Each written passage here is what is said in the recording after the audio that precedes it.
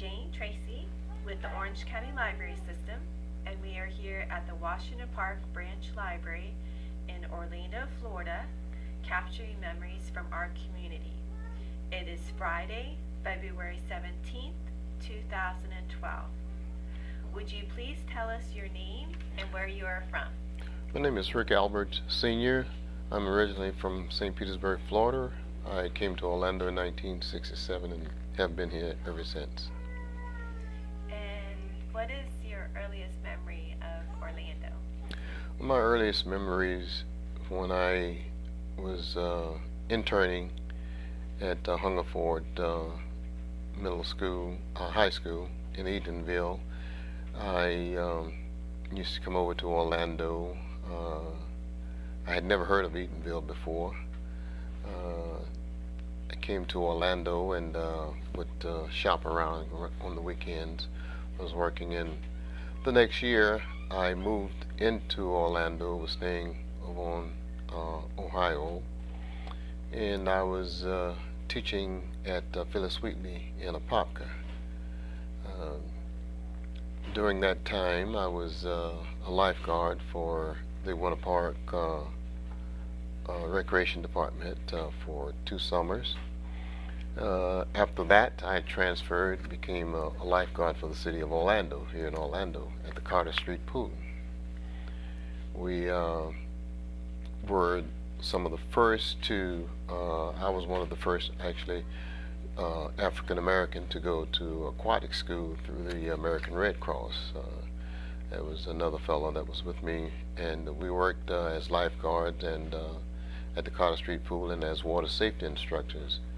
As a matter of fact, I was one of the water safety instructors who taught the first African American firemen to swim, because it was a requirement for them to become a fireman, so they brought them over to the pool and we taught them how to swim. I have taught a lot of kids swimming lessons, Wilbur Gary's children. I taught them swimming lessons, a lot of others that I can't recall now. I taught at the Phyllis Wheatley High School for 3 years. My major was biology and chemistry, and I love that. I have fond memories of that. I have had some of my students to come back and tell me that they were either one said she was a nurse, another one had gone in the field of medicine somewhere, and one was a pharmacist. So, you know, it was a great experience to me to have had an influence over those people's lives, to see them come out positively here in the Orlando area. Because when I came here, the major industry was citrus industry at that time, and a lot of the kids in the school system, those who were in 10th, 11th, 12th grade, would often take time off during the Christmas holidays to go into the orange groves and pick oranges. That was their way of making their money. So oftentimes the school system, we would have to, at our schools, we would have to wait a while, because the majority of the young men were out in the orange groves and they had to make money. So, you know, we just had to make do with what we had. So, where did you go to school? I went to school in, I went to college at Florida A&M University in Tallahassee. And did your parents encourage you to go, or it was your idea, or? It was my idea. I had an older brother who wanted to go to Bethune-Cookman. He had a scholarship to play football, and my mother told him, said it takes more than a scholarship to go to school. So he didn't go, of course. And when I graduated, I told her I wanted to go to college. She said, well, she couldn't afford to send me. I said, that's okay, I know someone who can. She says, who? I said, my uncle. She said, what uncle do you have? I said, Uncle Sam. And she didn't want me to go into the military because of 3 other brothers who had went in there and had unpleasant experiences in the military. So I said, well, okay. So I started out on an academic scholarship, and I worked my way through college. So that's very impressive. It's very impressive. And biology and chemistry, those were fields that you were always interested in, that you chose. Yes, I did. I was influenced by one of my high school teachers. His name was Ralph James, and he taught me chemistry and physical science, and he was somewhat of a weird guy, and I guess I emulated him, and he really influenced me to become a science teacher. Can you tell us a little bit about him? I mean, was he, what were some of his goals? Was he nerdy? You say he was weird, so was he nerdy, or was he No, funny? He was funny. Funny. He was always funny. Yeah, he would come into the class and he would say funny things, and I remember my first time in his class, 10th grade. It was physical science, and I sat by the window, and I was always looking out the window and everything, and he never would say anything. The kids were always passing by. We were on the second floor, and so when he gave his first test, I made 98 on the test, and he called my name, and he said, "That's you?" I said, "Yes." He said, "I thought that one was going to be your downfall." I said, "No."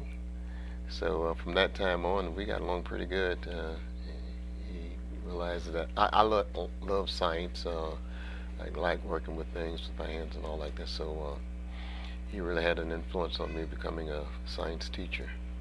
And then you as well have passed that on, and have you shared your students going Yes. to medicine, nursing, pharmacy? Yes. Do you still take an interest in your hobbies and doing science? Not much now. I like to grow things. I always have in my backyard. I have a garden. I used to, when I was in college, even in high school, I always was growing flowers and all like this. In college, my dorm was my room was the only one that had flowers all around the walls and everywhere. And when we have inspections, people would come in. Oh, look at the plants! Look at the flowers! I had the pothos and the philodendrons just growing all in the dorm. So yeah, I still like growing things. I take a little interest in some science. And do you still swim? You look extraordinarily fit. You look like a lifeguard today. So Well, I go to the gym during the summertime. I will go into the pool and swim a few laps. And did you ever have any close calls with anyone in your many years of being a lifeguard? Was it always just fun? It was always fun. No, there weren't really any close calls because I guess we were taught that you watch the kids when they come, and there will be 3 or 4 of us, and one of the things that we did do, we kept our eyes constantly on the kids to make sure that everything was safe, because they came there for a recreation, and we had to be sure that they were safe, so we never had any problems. And would those be some of your happiest memories, is being in the pool in Florida, being in the water? Yeah, those were some of them. Others were when I took a job as an Orlando police officer. That was very interesting to me. After 8 years on the street, then I became a school resource officer, where I worked in the schools for 12 years as a resource officer. And I had contact with a lot of students that I still see today. So you're very much a mentor in our community then. I guess you could say that somewhat, yes. Did you see were there many similar characteristics between your lifeguard work and your police work that you could draw from? Yeah, working with the with people. I've always loved working with people, especially the youth. So I get the chance to influence a lot of kids. Some of them look up to you as officers, just as they looked up to you as lifeguards. When I was lifeguard, there were several of them who wanted to become lifeguards, and eventually we ended up training them to be lifeguards also. So, It's quite a dream occupation, isn't yeah, it? it is. It is. Well, um, are there important lessons that you've learned that you share with? Yes, well, one important lesson that I learned is that you respect people regardless of who they are. You treat them as human beings. As a law enforcement officer, we run across a lot of people who are not so, I guess you could say, well off. Some we run across transients and other people, and even though they're at the bottom, you still treat them with dignity because they are human beings, and a lot of people like that. And I found out that as an officer, because I treat people right, I really didn't have a lot of problems with them. I let them know from the hey, I'm here for this, and if it need be, I will arrest you. If not, then okay. It depends upon you how you act, and most of them, they understand that, and they will respect you. And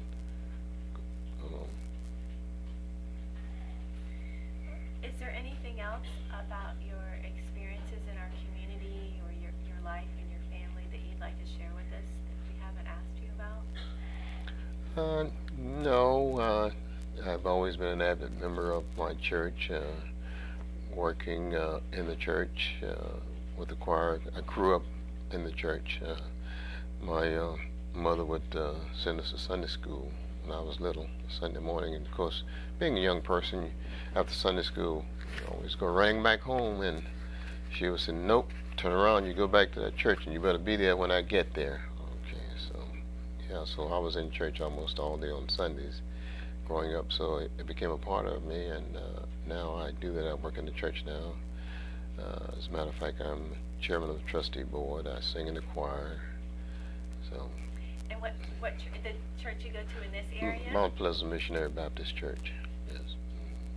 And what do you sing? Are you a tenor? I'm a tenor. Yes. You're a tenor. Yes. Do you have a favorite hymn that you like to sing? Oh, I like all of them. They all are good hymns. Yeah. So you continue to be active and serve your community even though you're retired now? Oh yes. That's wonderful. Is there anything else that you'd like to share with us or that you'd like future generations to know? No, I really have one son, two grandsons, and a third one's on the way, so I look forward to that. That's it. Very beautiful. Wonderful. Well, thank you so much for speaking with us today. You're welcome. Thank you for your many years of serving our community and all that you brought to it. You're welcome. You're welcome.